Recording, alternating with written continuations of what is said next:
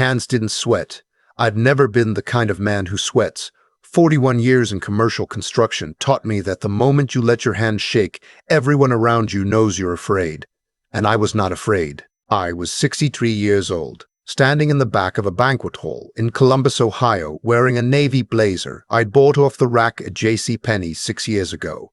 My dress shoes had a scuff on the left toe I hadn't noticed until I was already in the parking lot. My son-in-law's parents were seated at the head table in matching outfits that probably cost more than my first truck. I watched my daughter laugh at something her new husband whispered in her ear, and I thought, she looks happy. Whatever happens tonight, she looks happy. I should back up. Her name is Lily, my only child. Born in the middle of a January blizzard in 1995 in a hospital in Dayton, where half the lights in the maternity ward were flickering because of the storm. Her mother, Susan, held her for the first time and said, "She's going to be trouble." She said it with the biggest smile I'd ever seen on a human face. Susan was right on both counts. I raised Lily mostly on my own after Susan passed. Pancreatic cancer, 2009. Lily was 14. I want you to understand what that year was like. The two of us in a house in Westerville that suddenly felt like it had too many rooms. Lily doing her homework at the kitchen table while I sat across from her, pretending to read the newspaper. Neither of us saying much, because there wasn't much to say that didn't hurt. We got through it the way people get through things that can't be fixed. We just kept moving. I built my first duplex in 1987 with a business partner named Al Sheridan, and a loan we probably had no business getting. We framed it ourselves on weekends. My hands were bloody more times than I can count that summer. And I remember driving home on Sunday evenings, so tired I once fell asleep at a red light, and a stranger knocked on my window to wake me up. That duplex rented out in 3 weeks. I built another one the following spring. I don't talk about money. I never have. Susan used to tease me about it. She'd say I was the only man she knew who'd drive a 10-year-old pickup to a closing on a $12 million warehouse deal. She wasn't wrong. I've never seen the point in advertising. The work either speaks or it doesn't. By the time Lily started bringing Connor around, I was managing a portfolio of commercial and residential properties across 4 states. Warehouses, mixed-use developments, 2 hotel properties in Tennessee, a strip of light industrial buildings outside of Pittsburgh. On paper, I was worth considerably more than the man I looked like when I showed up to Sunday dinner in jeans and work boots. Connor. I want to be fair about him, even now. He was not a stupid man. He was 31, a junior partner at a commercial real estate firm in downtown Columbus, and he had the kind of easy confidence that comes from growing up with money and never once having it taken away. Good-looking in a deliberate sort of way. The kind of man who uses the word leverage in casual conversation and expects you to be impressed by it. The first time Lily brought him to the house, I made chili. Connor looked around the kitchen. The older appliances, the linoleum floor I keep meaning to replace, and I watched something settle into his expression. A conclusion. Men like that make conclusions quickly. It's efficient, I suppose. It also means they're wrong a lot. He shook my hand and said, "Lily tells me you're in construction." "I am," I said. "Residential?" "Some. Mostly commercial these days." He nodded the way people nod when they're not really listening. "Good, good. Honest work. Honest work." Like he was grading me. Over the following months, he was never rude. I want to be clear about that. He was pleasant. He asked polite questions and gave polite answers and treated me with the specific warmth a man reserves for someone he has decided is harmless. He talked about his firm, about deals he was working on, about cap rates and absorption rates and Class A market positioning. He used terminology correctly. I'll give him that. He knew what he was talking about. He just didn't know that I knew more. Lily, for her part, seemed happy. That was what mattered. She'd had a hard few years, a previous relationship that ended badly, a job transition, the kind of early 30s turbulence that's hard to watch as a parent.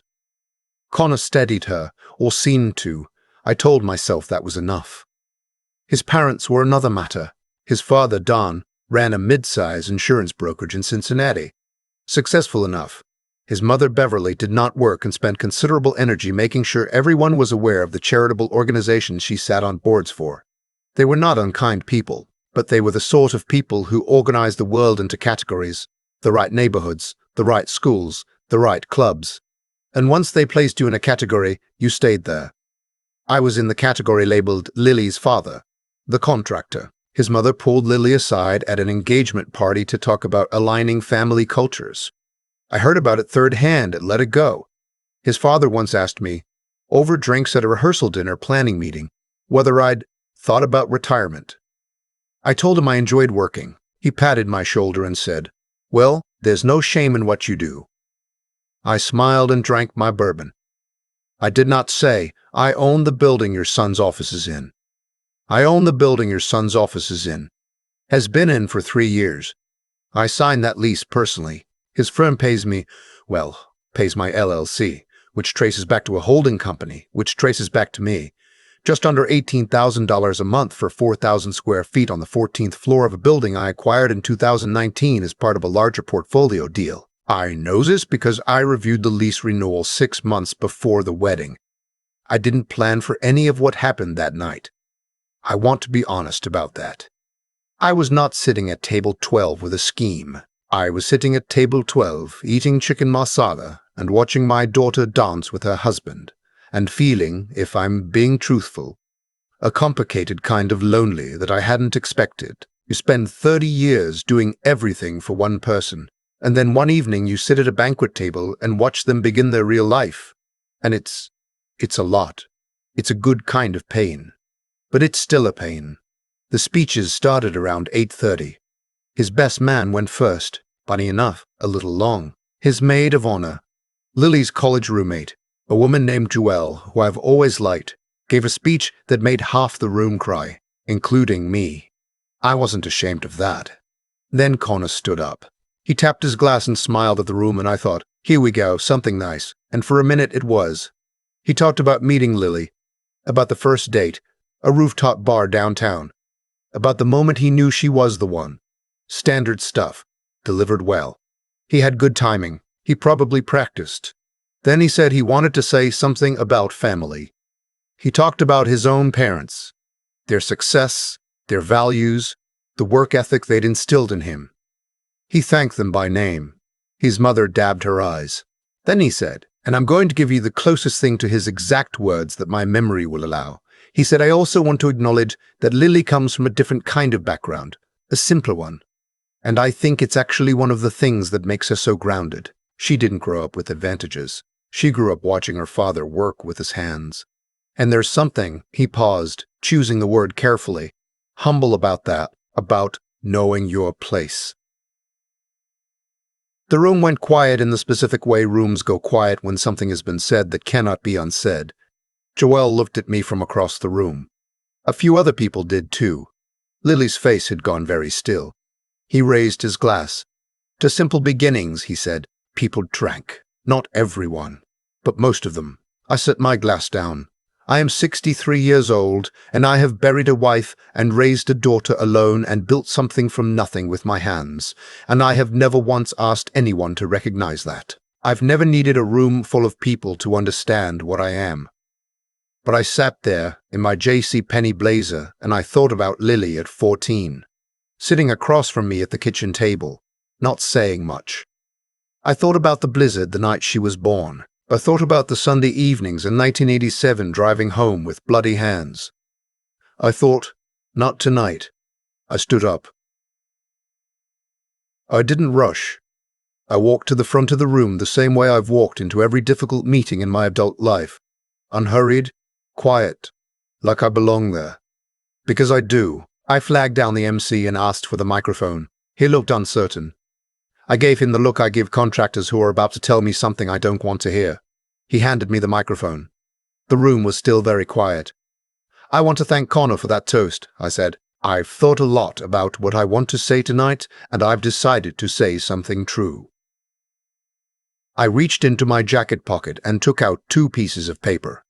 I'd been carrying them since that morning, not because I'd planned this moment, but because I'd been at a meeting at 9 a.m. and put the documents in my pocket afterward and never moved them. Sometimes things happen for a reason. I'm not usually a man who believes that. I believed it that night. Connor mentioned that Lily grew up watching her father work with his hands, I said. He's not wrong. I started framing houses in 1987 with a partner and a bank loan, and we worked 7 days a week that first year, and I loved every minute of it. I love building things. I always have. I unfolded the first piece of paper. This is a summary of my current portfolio. I've been doing this for 37 years. What started with one duplex in Dayton is now 23 commercial properties across Ohio, Tennessee, Kentucky, and western Pennsylvania, about 460,000 square feet of commercial space under management. Current appraised portfolio value is in the range of, I looked down at the number, then back up at the room, $41 million. Someone in the back of the room said something under their breath. I heard Beverly make a sound I couldn't categorize. Connor had stopped smiling. I mention this not to impress anyone, I continued, because I spent 37 years deliberately not impressing anyone, and I'm comfortable with that. I mention it because my son-in-law has spent the last 18 months in an office on the 14th floor of a building I own, a building I acquired in 2019. His firm has been my tenant for 3 years. I paused. I reviewed the lease renewal in March. The silence was different now. Deeper. I unfolded the second piece of paper and held it up briefly, just long enough for it to be visible, not long enough for anyone to read it. It was, in fact, a routine expense summary I'd had in my briefcase from the morning meeting. It looked official. That was enough. Connor, I said, and I looked directly at him. I want you to know that I don't hold tonight against you. I hold it for you as a gift. Because the single most valuable thing I ever learned in 40 years of doing business is that you never know who's sitting across the table from you. You never know whose building you're renting. You never know who built what you're standing on. I handed the microphone back to the MC. I walked back to table 12, sat down, and finished my chicken marsala. What happened next came in fragments, the way things do when you're trying to stay calm and the room around you is not. Lily left the head table. She crossed the room in her wedding dress and sat down next to me, and didn't say anything for a long moment. Then she put her hand on top of mine and said, "Dad." Just that. Just my name. That was enough. Connor's father came over about 20 minutes later. Don, the insurance man. He'd loosened his tie and he looked like a man who had just revised a significant opinion of himself. He asked if we could speak privately. We stepped out into the corridor near the coat check.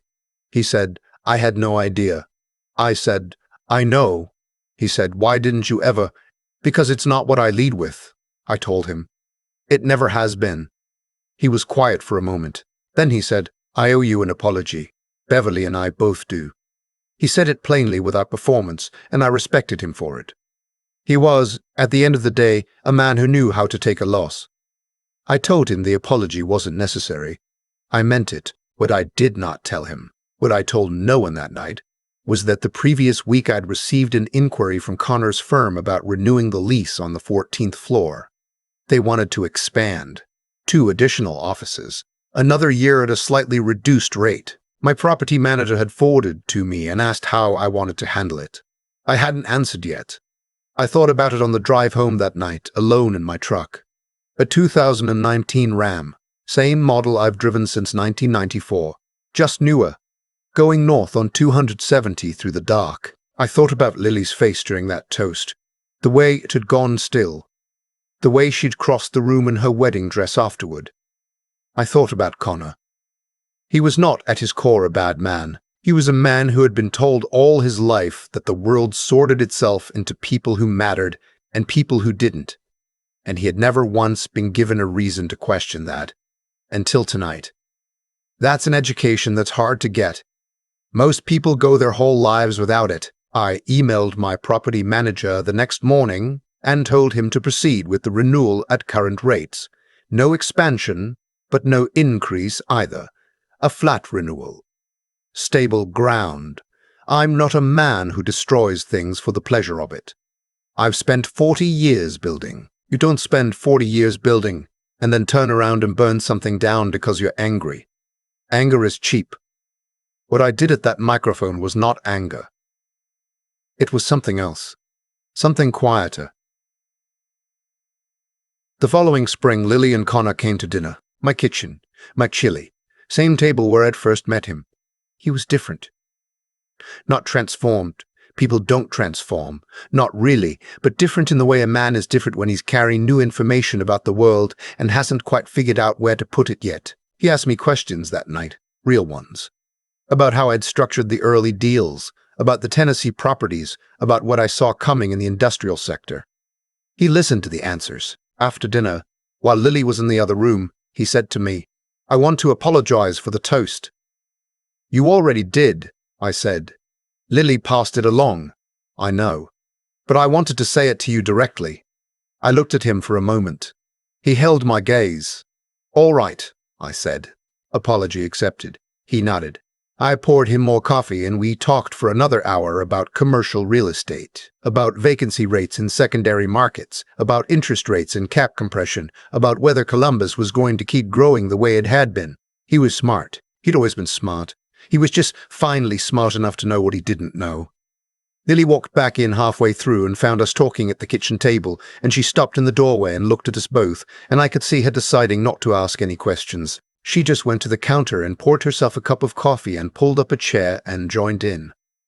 The three of us sat there for a long time. I looked at my daughter, older now than her mother had ever gotten to be, sitting in the kitchen where she'd done her homework at 14 in a house that had once felt like it had too many rooms. She was telling Connor something about a neighborhood she'd driven through on the way over, describing a building under construction, asking what she thought it was going to be. I watched her and thought, Susan would have liked this. She would have sat right there, at the end of the table, and she would have said something sharp and funny that made us all laugh, and then she would have caught my eye across the room and given me that smile. The one that meant, look what we made. I've been doing this for 41 years, building things, starting with nothing and ending with something, turning empty lots into places where people live and work. It is, as Connor once said, honest work. He meant it as a diminishment. I received it as the highest compliment he could have paid me, even if neither of us knew it at the time. I never told anyone the full number. Not the press, not the neighbors, not the men I've worked with for decades. There are people who've known me 30 years who would be surprised by what's on that portfolio summary. That's the way I prefer it. The work speaks. It always has. But some nights, a man has to speak for himself. And on the night my daughter got married, in a banquet hall in Columbus, Ohio, in a blazer from J.C. Penney and shoes with a scuff on the left toe, I walked to a microphone and I said what needed to be said, calmly, without raising my voice, without anger. Then I sat back down and finished my dinner. I still think about the drive home that night. North on 270, the city lights behind me, the truck quiet. No music, just the road and whatever it is you feel after a day like that. I'm not sure proud is the right word. Pride always felt like something you wore on the outside, and I've never been comfortable with that. What I felt was closer to settled. Like something that had been slightly off balance for a long time had finally been set down right. Connor made a calculation that night, the same calculation a lot of people make when they look at a man like me, older, plainly dressed, doesn't name drop, drives a truck, doesn't talk about money. The calculation goes, this man is beneath me. It's a fast calculation.